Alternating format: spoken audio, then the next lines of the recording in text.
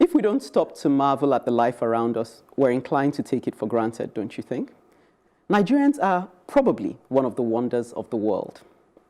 The other day I was listening to the radio. It was a call-in show, and almost every other caller had traveled around the world and had extensive experience of life outside our borders. At the same time, I looked through the window and there was nothing to see but cars, cars, and more cars amidst the usual jam of traffic. Different models of cars, Jeeps, the latest models, salons too. This in a country where over 46% of its population of just under 200 million live on less than $2 a day. This equates to approximately 100 million people living below the poverty line. It was then that it hit me. Nigerians must be the most amazing people in the world. We're the perpetual die-hard hustlers. One of the most populous countries in the world with over 500 indigenous languages spoken across the country, rich in natural minerals, vegetation, oil, and of course, human resource. We're globetrotters. Nigerians inhabit almost every country in the world. Nigerians will still ask you, how was your night, with a smile, even when they can't vouch for what the day holds. They will respond with, it is well, or God is good, almost by reflex amidst the most oppressive conditions. Nigerians are indeed deserving of accolades. To name a few, a Nigerian surgeon, Dr. Oluyinka Olutoye, was appointed surgeon-in-chief at the United States Hospital. He was part of the team who performed a surgery on the baby in utero in 2016. Do make time to read about the Imafidon family from Edo State, who have been tagged Britain's brainiest family. Nigerians are one of the most creative people in the world, making advances in literary arts, music, the movie and fashion industry, producing a Nobel laureate, Wole Soyinka, and others in the making. That we have artists like Yemi Alade, D'banj, Davido, Tiwa Savage, and the likes winning international awards is an open secret. After all, these artists have been spawned from a rich musical heritage. We're talking King Sunny Ade, Fela Anikulapo Kuti, Victor Waifo, the list stretches on. Our visual artists aren't left behind in putting us on the map. Njideka Akunyili, daughter of Dora Akunyili, set a record when her painting, Bush Babies, was auctioned at $3.4 million in a Los Angeles auction house. We celebrated 59 years of independence amidst indicators that would make many a heart stop, and yet our hearts are still pumping. We live on the brink, yet we're constantly on the lookout for a breakthrough. Every week, at least, I come across Nigerians who inspire me and make me proud. I am a Nigerian, and I'm proud. We are an indomitable people indeed. I want to dedicate this advocacy to the resilience of the human breed called Nigerians. Probably, no, undoubtedly one of the wonders of the world. Yeah. I'm ready to be taken on. Yeah, we're so many. We're so many that the suicide, the heavy numbers of suicide, we are not. I didn't notice because we're too many. Yeah, no matter how so there are problems definitely if we're going to have high suicide rates and high levels of mental health, and then what you've just described, resilience. Well, I would definitely agree with you. Nigerians do make me wonder, okay, and not necessarily for the right reasons. Okay. You know, I do wonder where our breaking point is. I do wonder why we're so quick to accept any rubbish that is thrown at us with very little protesting going on. I do wonder how we wake up in the morning and, like you said, we're still optimistic, even when everything looks doom, gloom, and bleak and whatever. That is what I wonder about. I'm not sure it is a good thing that we are the way we are, because I feel that because we are the way we are, because we're always looking for solutions to solve our own immediate problems, not Nigeria's problem as a whole, I feel that we're not going to get anywhere fast. I love being a Nigerian because we're optimistic, we're vibrant, you know, we're hospitable. Those are the reasons I love being a Nigerian. But in terms of, are we really doing well? No. The Nigerians that do well are the Nigerians that have left these shores. And it's because they have gone abroad. Like, for instance, the doctor you mentioned. Did he perform that surgery in Nigeria? No, he didn't. I was gonna He come to performed that. it Yeah, abroad.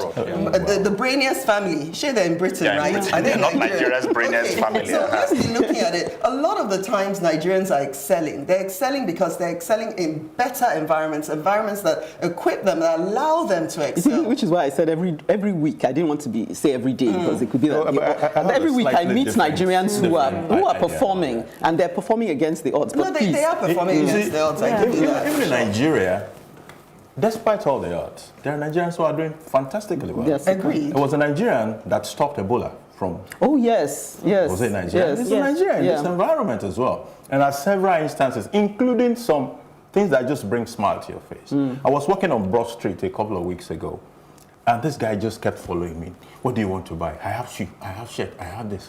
I didn't know what to say. I said I want to buy Calon. There wasn't anything like Calon. I don't even know what I said. He said I have it.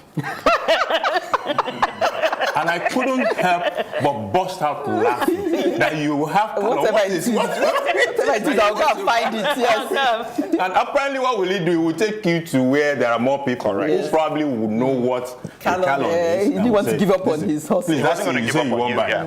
Please, Come and have tell it. them. Yeah. You know, and those are the kind of things that make me just love this country. Yeah. I had to pay for a book in traffic one day using transfer to the bookseller. 500 naira. have Okay, any money? I said, I don't have cash. He said, they accept transfer. And right inside the traffic there, I did transfer. Yeah, but I think it's endearing, so sad. isn't it? It's so sad that you can see that we have great potential in this country. Great And potential. all it takes is really to have the right conducive environment that would unleash this Fantastic. potential. Oh. So that's really I what agree breaks with my you. heart. So, Yeah. yes, I see where you're That's coming why I from call with it a this wonder, really, yeah. But it's also Such a heartbreaking. contradiction. It's not, yeah, it's It's- heartbreaking because look at it. Look at that guy that would have found Calon. I don't know. He doesn't know what color I it is. just wanted him to back up. Back Yes. off, yes. No, you would have to learn that in Nigeria. You tell him to back off. Even that, he'll find a way.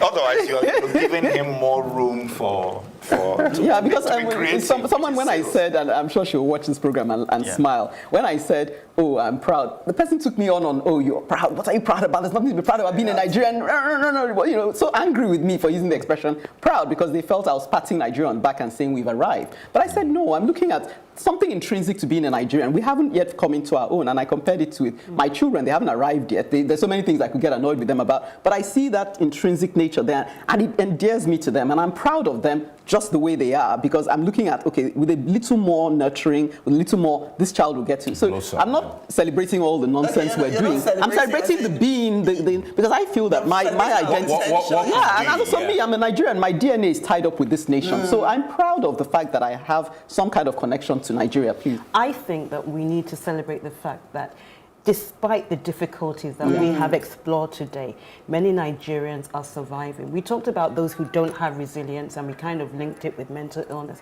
But actually, many Nigerians are very, very resilient. They keep smiling in the midst of all the difficulties. And I think that is to be celebrated. It should be celebrated, but like I said, it is also a problem for us. Yes, because I get we your are point. We're not fighting for our rights Yeah. as a reason because we're smiling and just, you know, Taking it all in on. stride. Can I bring another element? I'm going to bring some That's psychology. probably part of our mental health If you padding. if you look at the Maslow hierarchy of need, you get what I mean? It is very difficult for people who are at the bottom of the ladder, so to speak, in terms of they're struggling to have a roof over their head and food on the table, for them to be aspiring to these higher things. That hierarchy teaches us that basically your baser needs need to be met before you can aspire higher. Yeah. So whereas Ekene pointed out that 100 million people live under the poverty line, frankly speaking, it's people like us who, in many respects, are privileged, who need to do the fighting. Yes. Because those who Good can't point. even afford 3 meals a day are not going to be fighting for these higher No, it's a things. valid point.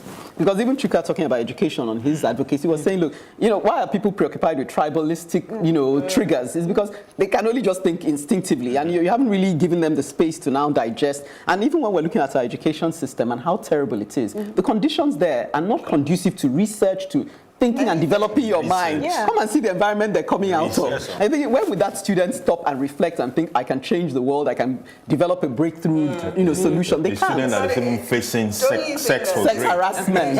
I always say this on every show, and I'm going to say it again. It's a deliberate action by our The government. elites. We'll call it neglect then. Yeah, no, I think it's a deliberate Neglect is different from action. deliberate action. I'm not sure I can get It's to deliberate. because Deliberate, look at yeah. it. When you even look at our budgets, when you look at our budget, you will know that it's deliberate. They're not interested in education. They're not interested in healthcare. They're interested in other things that don't impact On us. yes. You know, the So because future. even he said the state level, a governor who sees the populace in his state are not educated, that should pain him. No. That should become a mission for him know and what I'm say, saying? these people must be prevents enlightened so from they can rising make up right and choices. talking, because like you said, they're preoccupied with feeding and just the basic things that, you know, people just take for granted in other Western climes.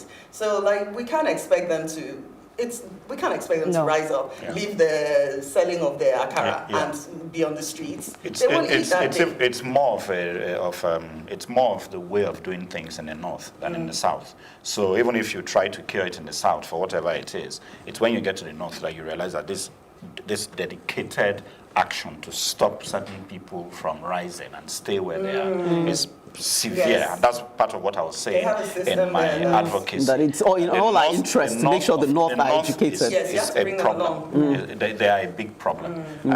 Well, if you put it like that, it sounds no, like I have to put it like that. That's right, because like in the north, they have a system where there's a person that is really wealthy and he will now take care of everybody, and so they go to him for handouts. For handouts. Okay, well, I mean, again, Handouts, yeah. I'm glad Folashade made that point that we have a responsibility, those of us who are privileged enough to think things through.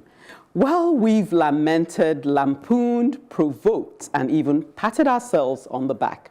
Now it's time to call it a wrap. Please keep your comments coming in on our social media platforms on Facebook, Plus TV Africa, #TheAdvocateNG, or on Twitter and Instagram at Plus TV Africa, #TheAdvocateNG. Don't forget to subscribe to our YouTube channel, Plus TV Africa. Let's do it again next week, same time, same station. Till then, it's bye from us. Bye-bye. Welcome to The Advocate, a program that thrashes out all the topical issues of the day. When you are in government, you don't see nothing wrong with whatever is happening. The moment Self-interest. you are out there, everything is wrong. You can't even see Yes. many women now, and when they're there, they're not even really making a mark, and then they have an NYSC problem and this and that. One of the reasons why we don't have more women in politics in Nigeria is for as long as political meetings continue to take place in the middle of the night. Exactly. No, really. Disastrous for a president To even say be he's unaware. unaware of the chief It's justice. a ploy. It could be a strategy. That strategy was very, Backfired. very terrible strategy. Because the buck stops at your table. Whether it's that we don't look after our cities, and quite frankly, Nigeria is becoming a very ugly place. When you are the only one feeding the people with this news and there is nobody countering them, it becomes, the news.